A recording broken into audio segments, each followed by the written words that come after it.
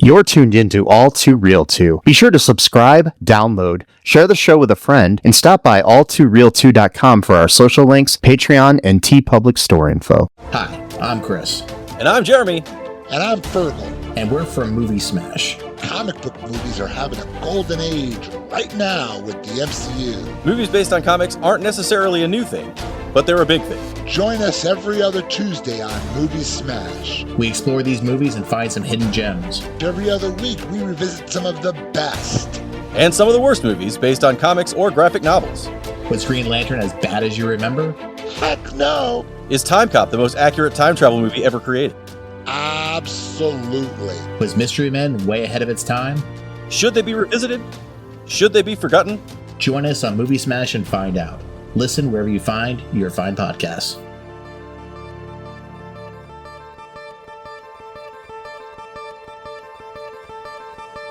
Okay, everybody, welcome to the latest episode of All2ReelToo. My name is Michael E. Cullen II, and with me, as always, is... Sesame and Carta. That was a dead silence there. That was good. Couldn't hear the guitar? Oh, damn. Tuning. Oh, I heard the tuning of the guitar. I'm just saying, like a dead silence as far as like your words go. All right. No, that was fine. I got the guitar. I heard it, man. That's the only thing I wanted to hear. Here's not my name.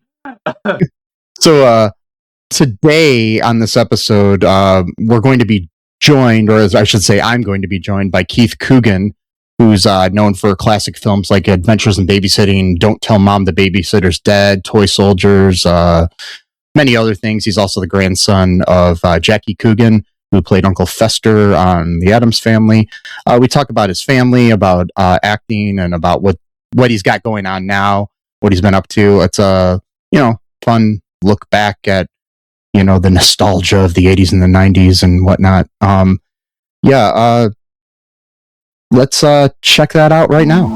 Again, thank you for joining us here. You've had a great career of your own, like especially in the 80s and 90s, where you were like in some great cult films. Your grandfather, however, was Jackie Coogan. When did you learn about his significance and legacy? I'd heard the family talk, grandma's a dancer, grandpa was in a silent movie and TV star. I'm like, yeah, is he on Gilligan's Island?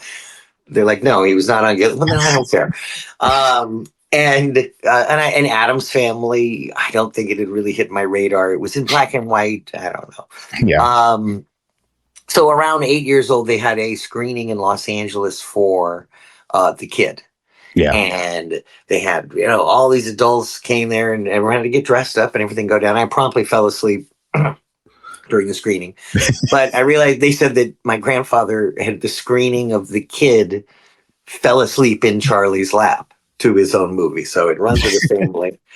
But from that, I got that he was a big deal that my family had said. And that movie, what I had seen of it, I guess, and I saw it subsequently. We had a print that my grandfather would go around colleges with Lurch, with Ted Cassidy, and they would do an evening with Jackie Coogan and show clips of his life and Addams Family and stuff. And he would wear the death cloak and the whole makeup and everything like that. So that, to me, it was like a pop culture thingy, but I didn't know in relation to, I didn't understand The Kid until I started working. At about 6 years old, I got my union card and it was Coogan account. Let's go. I go, we had money? Wait, our family had money. It went, and then we don't have money. Oh God. But there's a law to protect other people. So other people get their money. That's cool. All right. So that all became knowledge, and there was no advantage or disadvantage. Yeah. I was using the name Mitchell, the TV work, the initial 10 years or so of TV before getting into the movies at 16. And I changed it over to Coogan. And I think I'd already shot Silver Spoons, but we called production and said, could you change the credit? Because by the time I'd shot it, I was like, yeah, I'm gonna change it over to Coogan. And so he was a presence in that family, was in the business, like United Auto Workers or construction or law enforcement.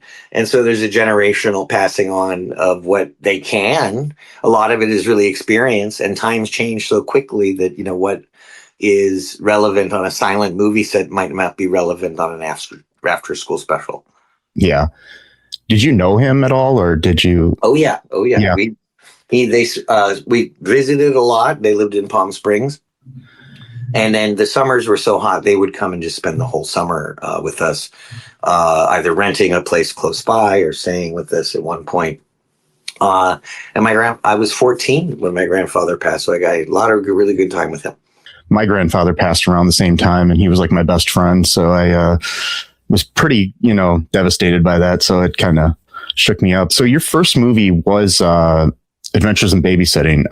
What before that, I know you did a lot of TV and everything, but what pulled you into acting at such a young age, like when you were a little getting kid? Paid. We had fallen into, and maybe it was proximity. We were a few miles from where they were shooting a McDonald's commercial. They needed a stand-in, just the kid to stand so they could be hiding and stuff like that. So we went. My mom overslept, and she's flying into San Jose. And we get, I do the time, and the director wanted to use me in the commercial. He goes, "This kid's great. Let's use him." And my mom's like, "Yeah, you hire the other kid. It's not cool to do that." So he said he'd use me for something else, and it didn't happen right away. My mom's just trying to get paid and I wasn't union. So it was really hard to try to get the paycheck and everything. So we went to an old kid agent, Don Schwartz, and he didn't forget about trying to get me paid. He's signing me up to send me out on a bunch of commercials and stuff. And my mom goes, whoa. What about these 8 hours? He goes, screw that. We got Jackie Coogan's grandson. So she goes, fine. He won't use the Coogan name, and we'll see how it goes. And it went that I just booked a bunch of commercials and started to do guest appearances, just working my way up the ladder and auditioning for everything. You audition for everything, but as you start to book, you kind of gain precedence for salary and clout.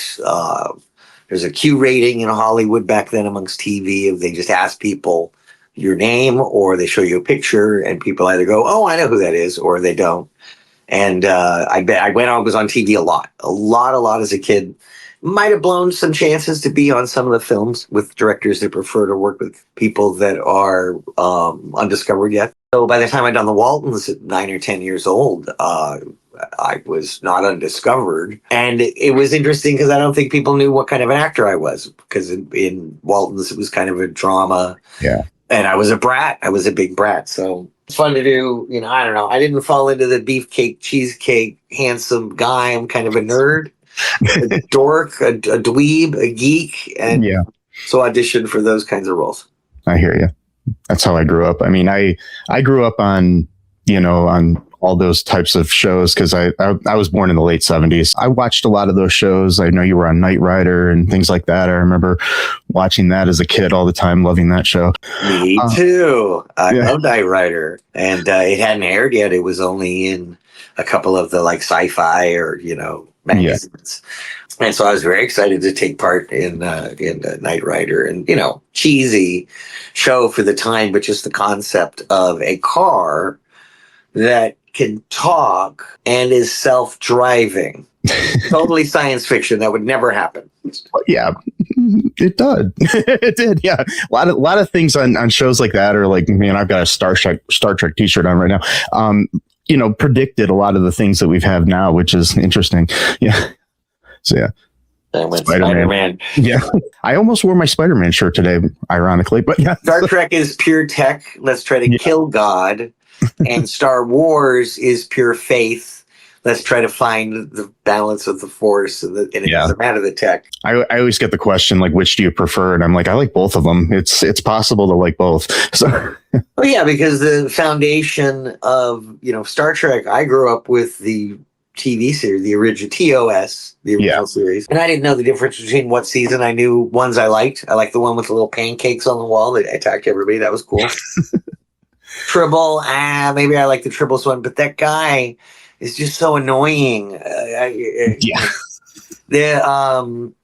Kirk is always getting his. I loved the anytime travel, anytime they went to gangsters or Depression era or westerns or anything like that. That was a good ride. Yeah, I always love time travel stories, even if they are totally flawed in logic. How did you? I saw like Adventures in Babysitting was like your first movie. How did you get that film? So the audition process through agent and the casting directors, Jane Jenkins, Janet Hutchinson, had put out the want for Brad, and they were doing a nationwide search for the babysitter. And you read for them, and they put you on tape, and then you meet and read for the director. And then there was screen tests and mixing and matching. So you're going up with different babysitters, and they've got different Brads. And me and Anthony Rapp even had swapped at one point. I'm reading for Daryl, he's reading for Brad, and we swapped back again. And made it through the gauntlet of the auditions, and that was a lot of work just to do that part. I felt we'd already shot a few of the scenes already, and then we did 2 weeks rehearsal, which is really unheard of for movies. The only other movie I had rehearsal on was Toy Soldiers. We had a week of rehearsal. So with 2 weeks rehearsal, we acted out the script, and the direction by Chris Columbus was, you guys are the straight man, everyone else is the wacky, zany, or whatever. You guys just react how you'd really react, like kids would really react. Don't go over the top. You guys just play it straight. And as we're doing that, we're kind of smoothing out dialogue and coming up with other lines, and they're writing them and the thing. And so we've kind of improv our way into the script that you saw. We didn't really improv on set. We did all of that work during the rehearsal period. And then we were ready to shoot. We took a little Christmas break, came back after the new year, and took about 2.5 months. And the movie came out late June, early July, for the July 4th weekend that year. So I turned 17 a week and a half into shooting. It was a teen event horizon. Yeah, I read Anthony Rapp's book where he talks about the shoot on that and everything. I've met Anthony a couple times. He's a really nice guy. Did you see like that, initially the chemistry that all of you would have on that set? I felt it while we were rehearsing. During rehearsal, if it was me or Lisa, which we all call Elizabeth Shooch Lisa. Yeah. Or the producers or the director or the writer, anyone was around, go, oh, this would be funny if we try that. Maya would say something. Anthony, if anybody's had an idea and we'd run with it and got it, laugh, and we've cracked us up. So immediately we knew that we worked together really well as a team. And now just plop us in all the cars and the tow trucks and the stolen Cadillacs and on the roofs and on the streets and on the buildings. And we'll be fine. And everything around us is just truckloads and truckloads of gear. Shot maker, light maker, pros, all the lights and the cranes and just dollies and a healthy. The thing about the Touchstone movies, their rule was you can't spend over $10 million on the budget.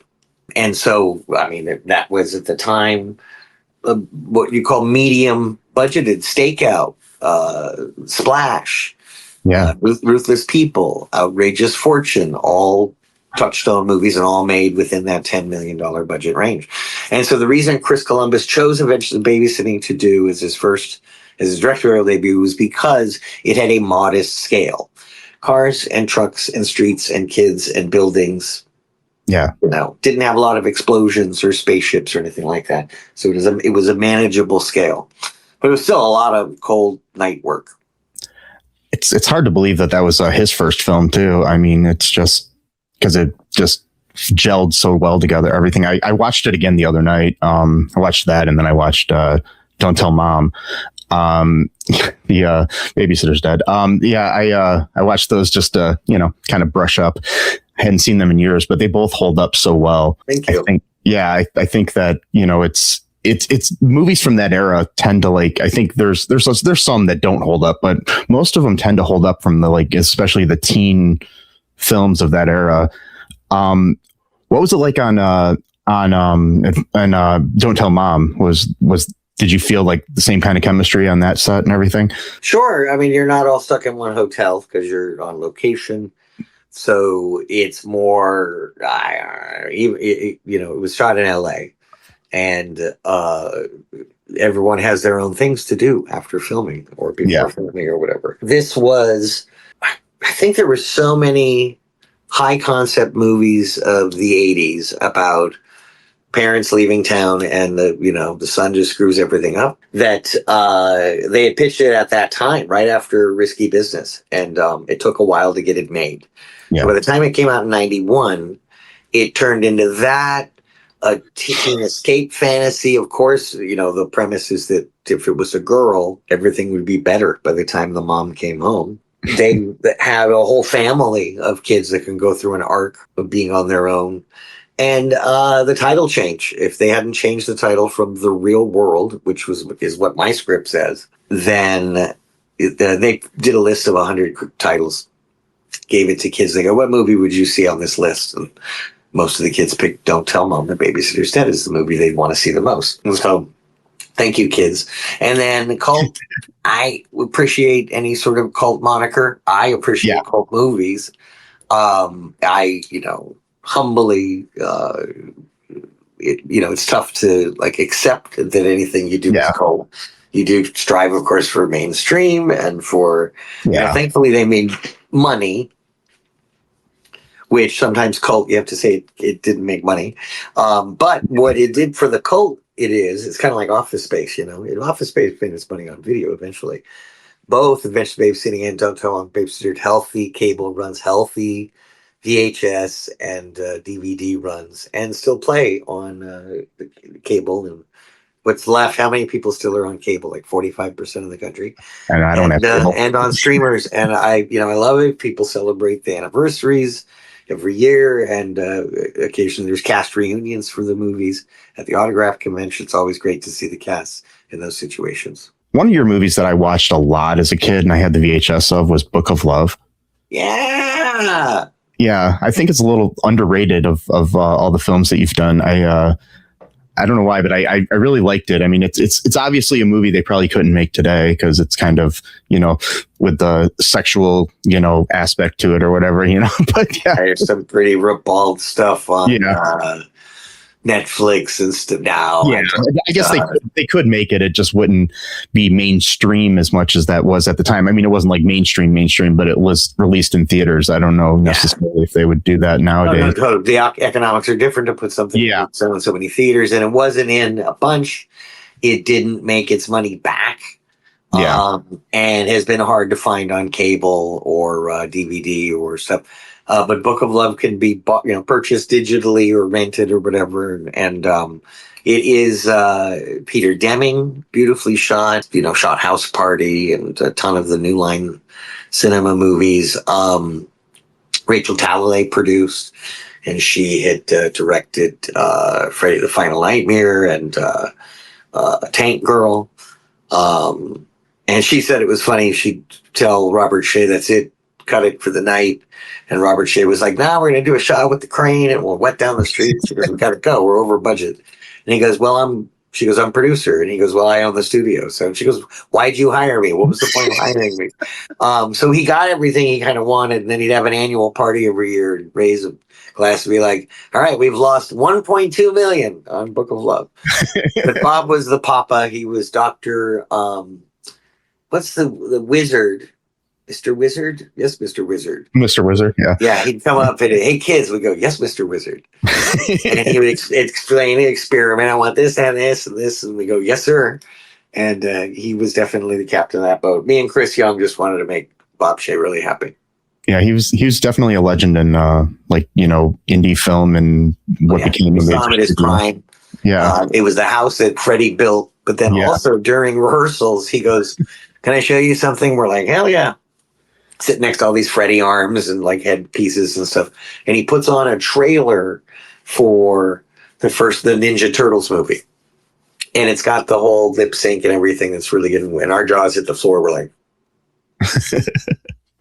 and it became the most successful independent film when cleared way over 100 million. Very proud of him for that. He knows IP. There's a picture of him coming back from Cannes with Jackie Chan on his shoulders. He's like, I brought him back to the U.S. finding out of print movies or out of copyright movies like Reefer Madness, and then distributing them through colleges. And that's, New Line is a distribution company foremost, and then they started making their own movies. And Bob, in the middle of shooting Book of Love, he goes, I got this great idea, the science fiction movie. And he explained something, and it was the other one that he directed decades later. What was it called? Not Bridge Therapy. Now I'm totally spacing on it. But he just has a vision, and he ran a studio and got to be able to execute his vision. I was just talking about Book of Love because of the cars. Yeah. Chevy, the chopped Buick, the time period, the clothes, the girls, the hairstyling, and all that other stuff. I think one of the things we called it Happy Days meets Porky's. I think it drew me to it is I was like a big James Dean fan and watched all those, Rebel Without a Cause and whatnot. And that's why I kind of wanted to get into acting myself. I did a bunch of stage and some indie films, but nothing big. But yeah. But what was that? What was my next question I was going to ask you? I just totally forgot it. I've seen that you've done a lot of conventions lately. Do you enjoy that, or is it exhausting, or which is it? Or do you really like doing those? Oh, I love them. Love them when you're there. The travel is a bit exhausting. Yeah. People are always like, oh, you're coming to this city, or so. Did you go see this 5 Points or the, Big Vista? Did you go see them? Oh, did you go get some food at the thingy? And we're like, we saw the inside of the plane, the airport, the ride, and the convention center. I think there was a hotel involved. And so that's dizzying. But we love a good convention because that's where people can really share that nostalgia. I think I was really lucky that a lot of the films I was in was during the days where you had to drive to the Blockbuster store and pick one out and wait in line and hold it in your hand. It's the tactile thing, holding it in your hand, and a little effort to go see it. Maybe not as many films were being made. And I think that was the time where the look of movies peaked. Look at that look in Adventures of Babysitting, that night, backlit, wet down, beautifully shot by Rick Waite, who also shot 48 Hours and Great Outdoors. And all of the new $100,000 cinema cameras are just trying to look like Panavision 35 millimeter late 80s. Yeah, you can't all the digital are trying to recapture the, film look. I miss, the days of Blockbuster and everything. I worked at Blockbuster for 9 years. So I worked at my first job outside of working as an actor was at a video store. Yeah, I did that mainly just for the free rentals, but so I could watch, get 5 free rentals a week or whatever it was and watch every movie I wanted. Has there ever been a role that you found like particularly like challenging or difficult and how did you approach that? If you did? I only something that I think I was miscast for, didn't understand, took the project last minute just for the money. Yeah. Forever. Co-starring Sally Kirkland, Sean Young, Steve Railsback, Diane Ladd. My goodness. What a interesting film. A ghost story involving Mary Miles Minter and William Desmond Taylor and old Hollywood and new Hollywood. We were get sued if we mentioned Charlie Chaplin, so he was Buddy Baldwin. But they had like a Fatty Arbuckle, and oh god, it was so poorly shot. In like 18 days, I think we shot it in, and I saw the producer throw like a hot cup of coffee right in the director's face one day. I just knew it wasn't going well, but the checks cleared, which I was really happy about. But it was a good lesson too, because nobody's really seen it, and I will never do a movie just for the money. Yeah. That partially. I'll do it. I'll still do the movie for the money, but not just for the money. Yeah. I'll lie to myself and say there's some artistic merit to it. Got to find something in there. Well, fine, but I learned a great lesson because number one, it was great to work with Sean Young again. And we had worked, prior on Cousins, and Steve Railsback, what a legend. There was other great character actors out there, fantastic. But it was Sally Kirkland who, and I grew up in the world of commercials. We got to hold the prop and do the thing and say the line and be just dead on. Kids wasting time. So Charlotte Kirkland never said the same line twice, never stood in the same, never did it. Every take was a different take. Yeah. That I learned to be in the moment from her, to really listen to your actor. Because with her, you don't know when she's going to stab you. You got to really keep your eye on Sally. Yeah, it's kind of like almost like a battle. Yeah. I've worked on stage with some people, and I've seen where they just get into the rhythm of things, and then they kind of like are missing the point of the emotion behind the character. And it's fine, you got to memorize your lines and everything. But I've been in some like stage productions where it's just like, okay, come on, wake up. You're not just reciting lines. You got to be in the character. What advice would you give to like younger actors today that are trying to start out? I know that there's a lot more opportunities now and stuff than when you started. Oh, this is me trying to stand. Yeah. So they should just do it. It's democratized now. They're going to have to do something to be found and discovered. Yeah. There's 15,000 people seen and tapes sent in for each part. There's 8,000 speaking roles a year. Only about 2,000 or 3,000 make a living at it, and there's 170,000 Screen Actors Guild members. So there's, influencers are going right around the whole Hollywood thing and going right to the old school ways. They're going right to the advertiser. Because back when TV started, it was the Texaco Theater. It was the, the Crest Radio Hour or whatever. And so now they are meeting with the money, which has been missing ever since these streaming services said, hey, if you pay a little extra, then no ads. So really, $5 a month more is making up for all of your lost advertising revenue? I don't think so. No. I think they're taking a bath on anyone who kills the ads. Because that's the only way they're making money is off of the ads. And that's the old Hollywood trinity: audience, advertiser, producer. Advertiser gets the producer the money, producer airs something for the audience, and then there's a commercial. That's you're paying for it. So if people don't want ads, then, HBO was great when they were just licensing stuff. Same with Showtime, same with Z Channel, an early cable box. Yeah. Psycho, great channel with uncut movies and stuff. The uncut version of Heaven's Gate, uncut Superman, and all these great movies. Now with digital distribution, there's really no event.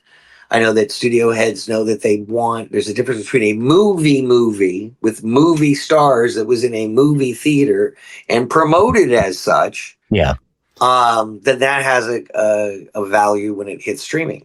Like, oh, it's coming out. Maybe people sign on to go see that. But everyone's, I think, signed on to what they're going to be signed on for. Yeah. And the economics went to those companies that are most in debt. From hundreds of millions billion with a B. That's right. Yeah. Apple has $100 and something billion worth of debt. Sony's at $31 billion. Netflix is at was it 14 billion? Maybe 13 billion. They paid some of it down. So that debt just went to go pay all of these A-list stars and filmmakers and cinematographers and directors and producers. Hey, let's get Scorsese to do like a 4-hour movie about oil rights and, indigenous. Okay, cool. Throw it at them. How the hell do they make their money back on that movie? I can't. So, it's turned into a tech race, and they're treating these media companies like IPOs and tech companies rather than film factories, and they should just get to the business of making movies. Let the market sort it out. Maybe you charge more for a big action movie, but you charge less for, a Big Beautiful Journey. You charge less for a romantic comedy. You charge less, depending on the budget. On budgets under 10 million, I'm paying under $10. They're charging $50 a ticket for Dune 3 Christmas showings in big cities, 70 millimeter IMAX and all that stuff. And of course, those tickets sold out; they're gone. Yeah, you can still get them for like 38 plus fees and the thing. And so it's gotten people are comfortable at home with their big screens. And then they're writing things now for second screen type people, like where people are scrolling on TikTok or whatever. And, you got to basically explain things like in dialogue as opposed to actually showing, which film is actually a visual medium. But you've got somebody being like, yeah, and now we're going to go to the store and buy this thing. And then, and then they do that. And you're just like, okay, so why did you tell me you're doing it? Just show me that you're doing that. So they're not holding the audience's focus. They're not holding their attention. So something in the writing, the story, the setting, the pacing, something in the camera movement, something they go, oh, I'm out. Let me look at my phone. Yeah, you got to grab them by the nuts and you got to hold them all the way through the movie. And that they just don't make movies like that anymore. They really smooth it out. They asked me, casting directors, time and time again and stuff. They're like, do less. No. Just smooth it out. Do less. And I'm like, well, what's the point? Yeah, like I've noticed that when I watch like Adventures in Babysitting or Don't Tell Mom, I actually put my phone away, watched it, because a lot of times I'll be looking up trivia about the movie or something while I'm watching it. I didn't do any of that during those. Or we review a lot of movies for our podcast, both good and bad movies. But I've noticed that a lot of the like older movies that we review, I don't do that. I put my phone away and I watch, and I don't really, look things up that I want to look up for our podcast. I appreciate that. Eventually, the Babysitting had been storyboarded, and so really knew where everything in the was going to be, and where your eye was going to be, and colors and all this stuff. And then Don't Tell Mom and both had good production design, but Don't Tell Mom had great art direction. The '90s, those bold, vivid colors, all of the clown dog stuff to her fashion. And Stephen Herrick knows how he. Really knows how to do subtle camera movements that just keep your little breathless, little push-ins, little pull-outs to reveals. He's a very visual storyteller, so you could watch the movie with the sound off, or you could just listen to 5 great one-liners a page. Don't Tell Mom has just set up punchline, and during those setups and punchlines are actually story, character, and plot. Yeah. That's what I really appreciated. It was a great script and shot at a pace. It still has its pauses. It still takes, remember, people always forget that a rest is also a note. And you need that in comedy. You can't just hit audiences constantly. You got to give them time to process. And I feel like Adventures of Babysitting was made in the same vein as a Spielberg or a Richard Donner film or or Back to the Future. And since Columbus had written Goonies and Gremlins and Young Sherlock Holmes, he was kind of Spielberg protege. And Don't Tell Mom, Stephen Herrick was great at delivering something that'll totally entertain the kids during the summer. You get them in the seats. He goes, you give me 93 minutes with these kids and they will have learned something. They'll have had fun. A lot of stuff will have gone over their head. If a parent happens to get in the audience, they'll go like, oh, that's camp fun. That's really fun. Camp? I'll explain camp later, honey. So it was kind of subversive in that it rips the plot away from the, all posters lie, but the title just makes you feel like you'd be worried about the babysitter longer than 20 minutes. And that's, the fun conceit of that movie too, is the babysitter brick joke. Yeah. I watched part of the remake the other day because I hadn't seen it yet. And I know you have a. I think it actually kept me going watching that one too. I think they kind of caught the. Well, if you make it to, there's a point where you go, that's really close. Yep, the mom has to. Yeah. Yep, the kids are, each of their kind of things are a little compressed because if you notice, there's only 4 Crandall kids instead of 5 Crandall kids. And that's because there's only 4 Crandall kids left. We lost Christopher Pettit years ago. Yeah. So they kind of smushed Zach and Walter into one, and it was brilliant. Each of those kids are phenomenal in that movie. Yeah. Wise Beyond the Years, I think they're all reincarnated. And then Simone Joy-Jones does a great job of being swell. First time you see her, she's wearing Kenny's jeans. So it's as the director said, it's not a remake, it's not a reboot, it's not a sequel, it's a remix. And I've never seen a more loving tribute. Did you make it to the title drop?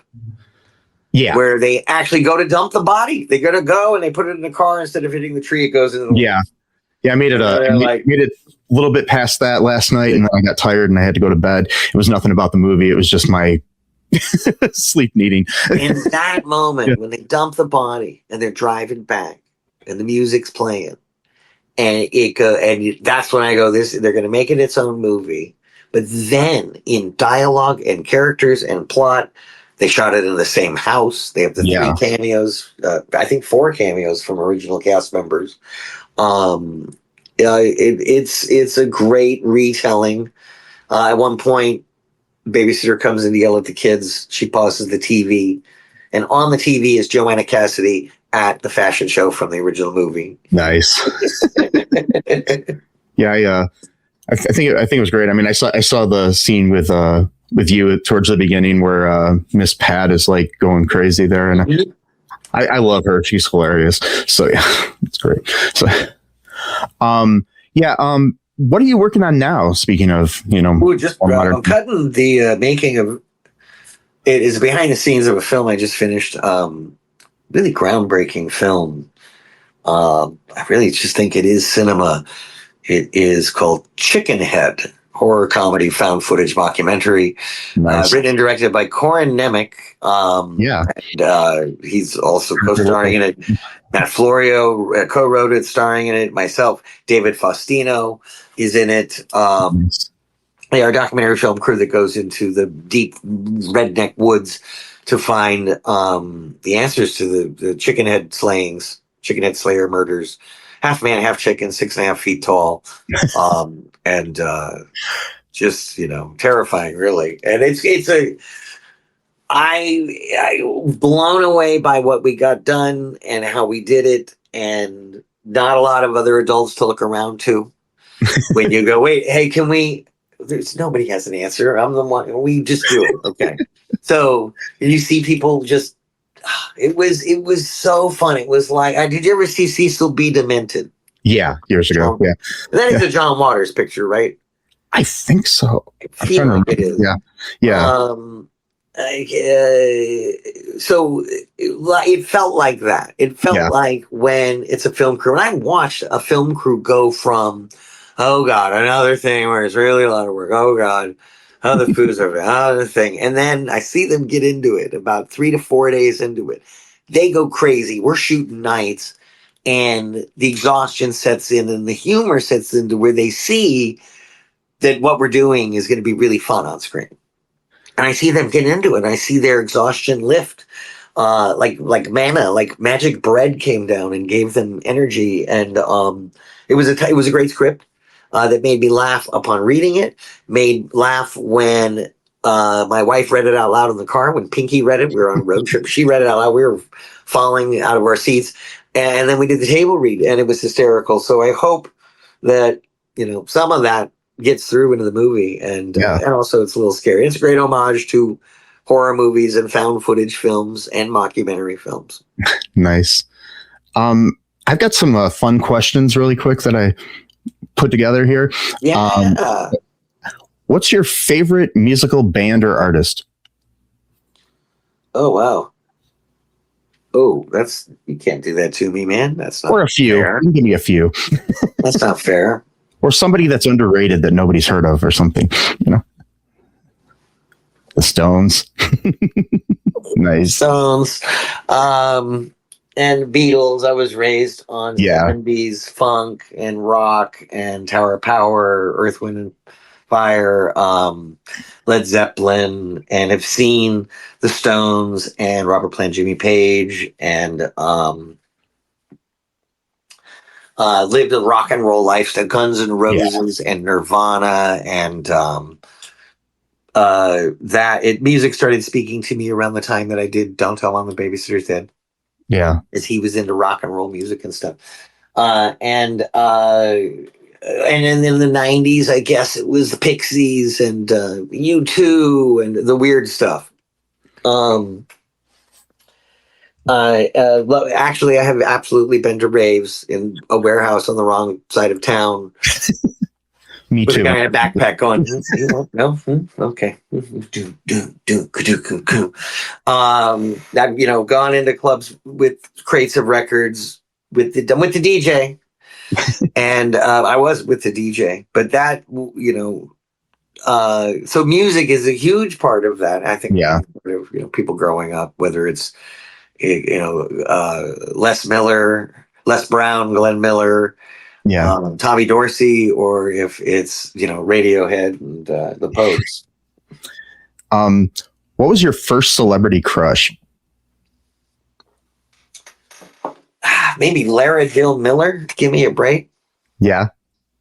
Maybe. Who else have I had a crush on? Yeah, that's probably what I Yeah. That's pretty good. I mean, there's all sorts of crushes you could have. Pollyanna maybe on you, but like after she's crippled. I'm just kidding. That's a terrible joke. I'm sorry. I'm a writer. I'm a comedy writer, and I just can't. Well, it comes to your head. You got to say it. That's a great joke, but it's totally terrible. Me too. Yeah. Everybody, me too. My God. Me and my mom wrote John Wayne Bobbitt's act, and we taught him comedy and put him up. And oh, nice. No, well, okay. Not nice. I mean, I did get us an invite to his adult film, John Wayne Bobbitt Uncut. Then they had the screening at the television at the Academy, like motion picture. There's Oscars sitting there. And I'm with my mother, because we both kind of shepherded him into his getting his thingy whacked off career. Yeah. So we're in the back, and a couple of scenes go by, and we're squealing, and my mom's just grabbing my hand, and she goes, "Oh my God, I can't believe this!" And porn stars are everywhere. And my mother leans over. She goes, "What do you think of the movie?" And I go, "I give it half a thumb." So what was the question? My God. Oh, yeah, it was just a celebrity crush. You're good. Thanks. Phoebe Cates was another one. Oh, yeah. Did audition for Adventures of Babysitting. And for the Babysitter, that was... I mean, she woke up a whole generation in Fast Times, so yeah. Absolutely. Had a crush on Meredith Salinger, but I went to school with her. And I worked with her. I never hit on the girls I worked with or anything. Yeah. Like that. Or pinned them to the side of a car or anything like that. That's it's sadly you see so many people that have done that. Yeah. What's a guilty pleasure like TV show or film that you have? Like something that you're like almost like a guilty pleasure, like something you are almost embarrassed to say you love.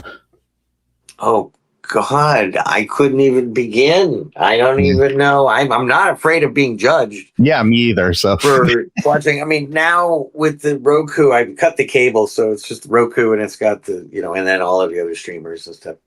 Which integrates nicely, by the way.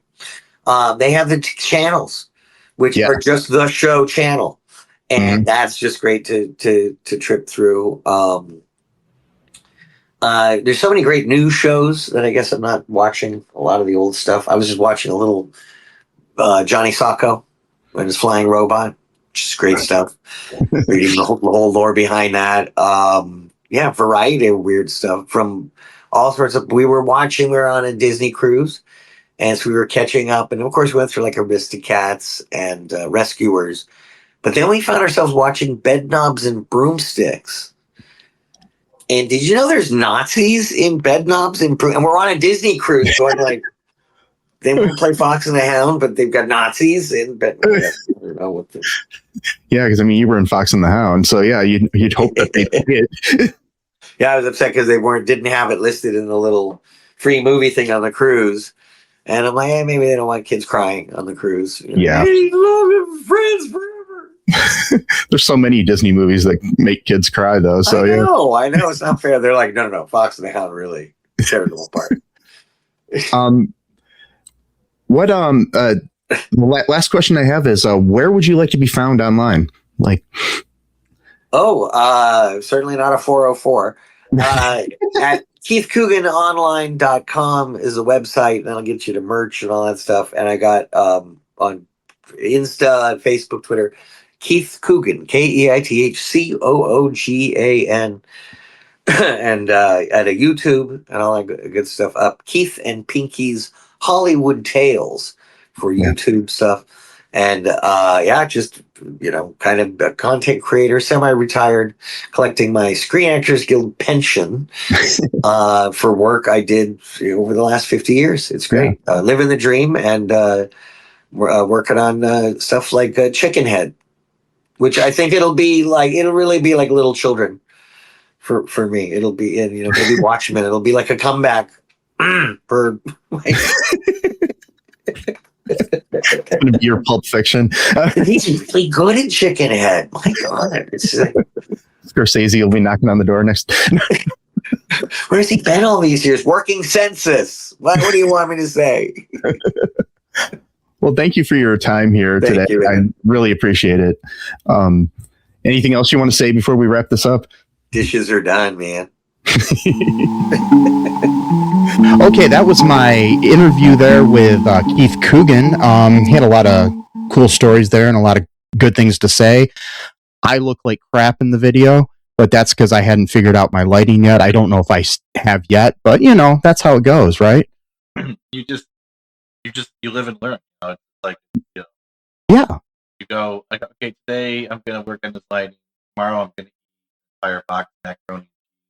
I don't know if you do that. I'm just saying, like, as an example, like, then next go back into figuring out lighting and whatnot. There's only two things you can do in life: is that figuring out lighting and eating a whole box of macaroni and cheese. That's all you can do. Yeah. I mean, there's nothing else in the world that is worth doing. Realistically, a babysitter usually would only make macaroni and cheese. It's like kind of ties. Yeah, into like two of the movies that that good old Keith Coogan was in. He somehow the babysitter, I don't know, king of 80s and 90s films. Babysitter king. There you go. Yes. It was fun talking to him, though. Yeah. So hope you enjoyed that. Just remember that you can find us at all2reeltoo.com. It's a good place to check out our social media links, our TeePublic, and our what is that other thing? Patreon. That's what I was thinking of. I was like, that other thing, where we can have people help support our show, because you know what, folks, we don't make money doing this, really. No, but we would like to. I mean, it would be good, if you really want to keep supporting us and getting some more interviews with people and getting some reviews of movies that are hard to find that we might have to buy, help support the show. Give us your money and your souls. Some dough. Support the show by give us some dough. There you go. Give us your dough and give us your souls. Well, Wait. Maybe not the soul part. Not the soul part. Okay. So your shoes, then we can sell the souls for money. Yes. Yeah.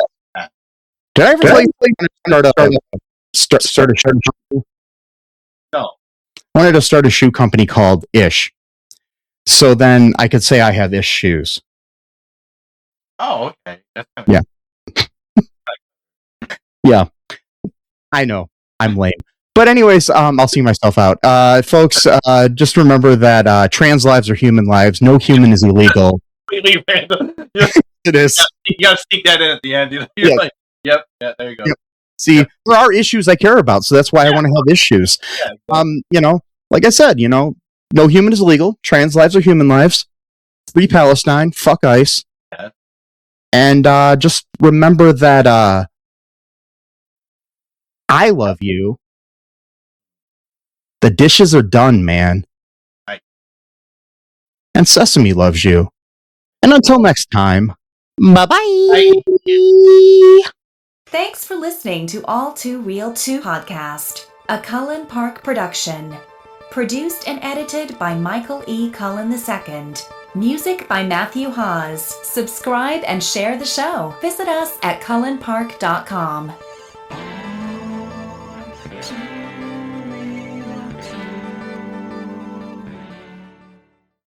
The right window treatments change everything. Your sleep, your privacy, the way every room looks and feels. At Blinds.com, we've spent 30 years making it surprisingly simple to get exactly what your home needs. We've covered over 25 million windows and have 50,000 five-star reviews to prove we deliver. Whether you DIY it or want a pro to handle everything from measure to install, we have you covered. Real design professionals, free samples, zero pressure. Right now, get up to 50% off with minimum purchase, plus get a free professional measure at Blinds.com. Rules and restrictions apply. Ryan Reynolds here from Mint Mobile. I don't know if you knew this, but anyone can get the same premium wireless for $15 a month plan that I've been enjoying. It's not just for celebrities. So do like I did and have one of your assistants switch you to Mint Mobile today. I'm told it's super easy to do at mintmobile.com/switch. Upfront payment of $45 for 3-month plan, equivalent to $15 per month required. Intro rate first 3 months only, then full price plan options available. Taxes and fees extra. See full terms at mintmobile.com. Athletic Brewing Company crafts award-winning non-alcoholic beers for those who want to be part of every round. With over 185 flavor awards, they're exceptional NA beers that fit your lifestyle and any social occasion. Summer's full of good times, and Athletic fits right in. Go to athleticbrewing.com to have brews delivered to your door, or find them at a bar, restaurant, or store near you. Near beer. Athletic Brewing Company, fit for all times.